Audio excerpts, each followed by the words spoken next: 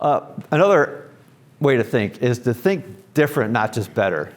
If you're entering a space, a market space, with the idea of, well, okay, I see that company is doing this already, and we can go in there and just do it a little bit better, that's a way to have to claw for market share, not a way to like really blow it out as a category king.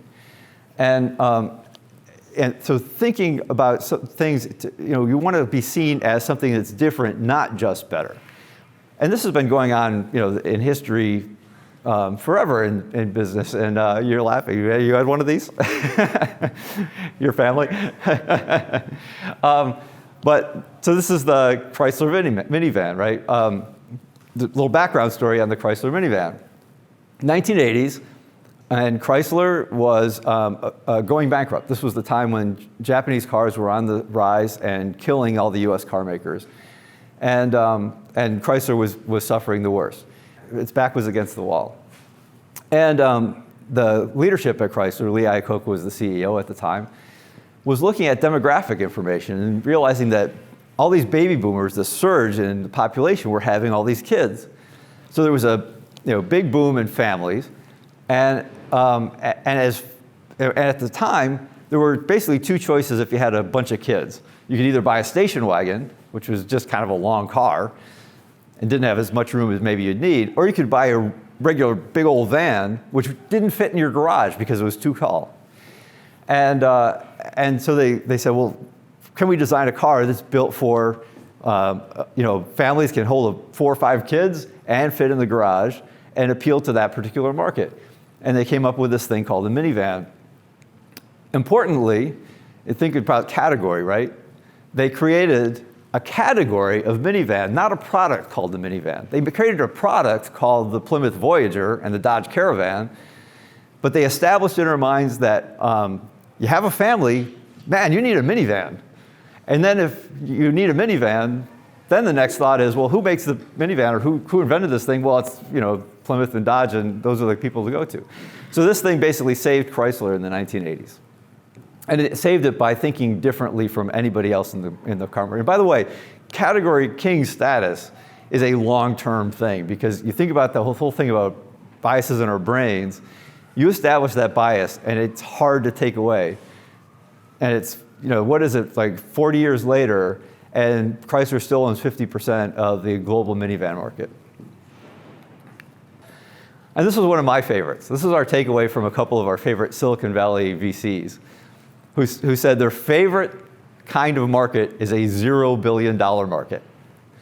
And a $0 billion market is a huge opportunity that only you can see. And you have to, and it takes a whole lot of faith and guts, because you have to be able to believe in it, even if others don't. And you have to be able to go in and convince investors and convince customers that thing actually exists. But if it's a $0 billion market, you don't have anybody else chasing you yet, because you're imagining this thing from the ground up. And so if you're not if you can't look and say, I'm creating a $0 billion market, you're probably on a path you need to think about. Here are a couple of $0 billion markets, by the way. I have a personal story about AWS.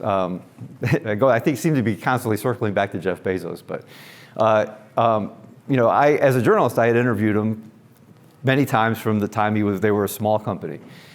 And I was 2006. I was at a technology conference in San Francisco, wandering around the floor.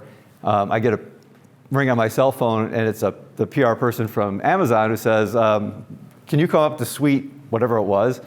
And Jeff Bezos wants to talk to you." And of course, I said, "Great, I'll be there." And hopped in the elevator, went up, and so I see Bezos, and we sit down, and he says, "I want to tell you about something we're thinking of doing at Amazon." And he describes this whole thing about renting our computing power by the SIP. That was the term he used at the time.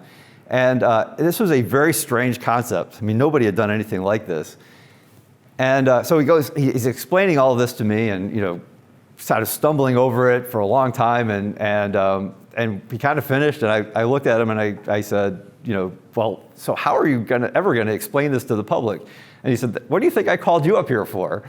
And he seriously was looking for me to write about it in a way that would help him figure out how to talk about it later.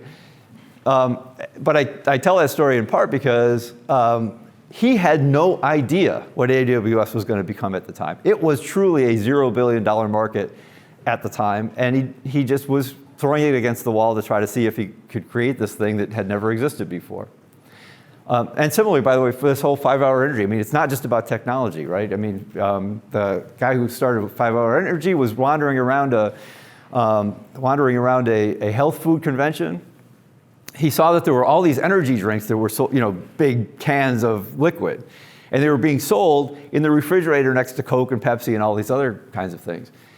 And he goes, well, he's walking around, he's going, well, okay, I'm tired, I need a boost, but I'm not thirsty, I don't want to drink all this stuff. There's got to be a better way. And he created the idea of the energy shot, and in fact, made sure that it was something that was shelf stable so that it didn't have to be sold in a refrigerator next to other drinks. He sold it by the cash register. So it looks like an entirely different category of product. It's not a drink, it's an energy shot. And 5-hour energy now is a $5 billion business. So, $0 billion market, think different, find what's missing.